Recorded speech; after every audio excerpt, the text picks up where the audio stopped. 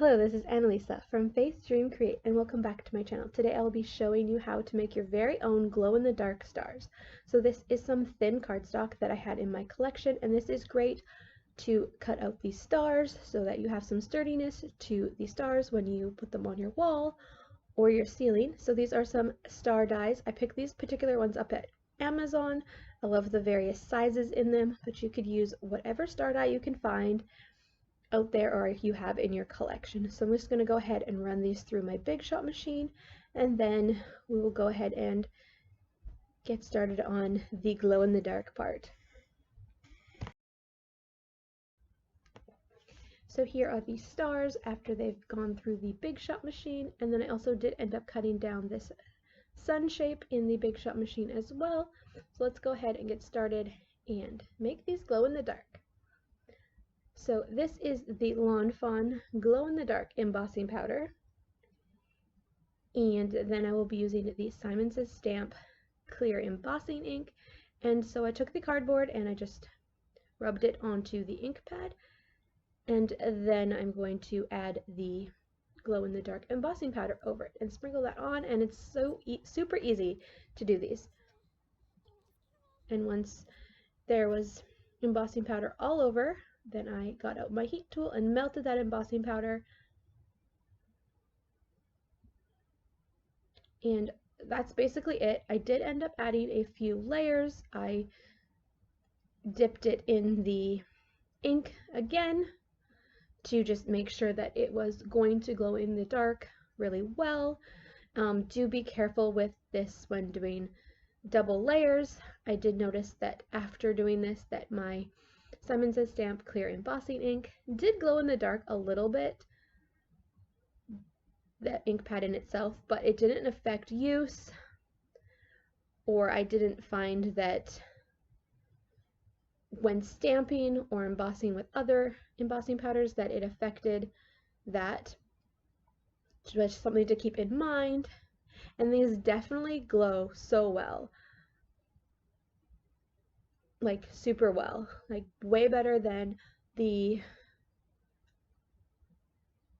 store-bought glow-in-the-dark plastic stars that you buy at the dollar store or order from anywhere. They are so bright and just add so much to a room. I tried to get pictures, but I couldn't get pictures to justify how cool this actually looks. And I think adding the double layer really does add even more glow-in-the-dark power to it. Maybe the solution to not getting your ink pad to glow in the dark would be to just allow more drying time, or more just leave it for a couple days and come back to it. I'm not really sure. It's just something you'll have to experiment with. But like I said, it doesn't affect the long-termness of the ink pad. So this is definitely a fun and easy way to get more use out of your glow-in-the-dark embossing powder and to just add a fun effect to a kid's room or your room, or maybe a party. And it's super fast and super simple.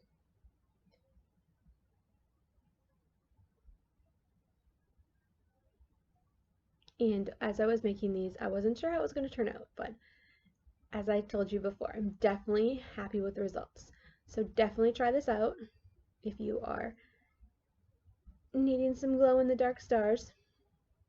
Or you could essentially do any shape, like make any shape glow in the dark. That would be fun too.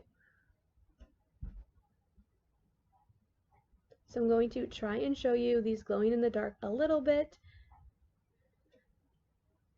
This doesn't even show how great that they can glow, but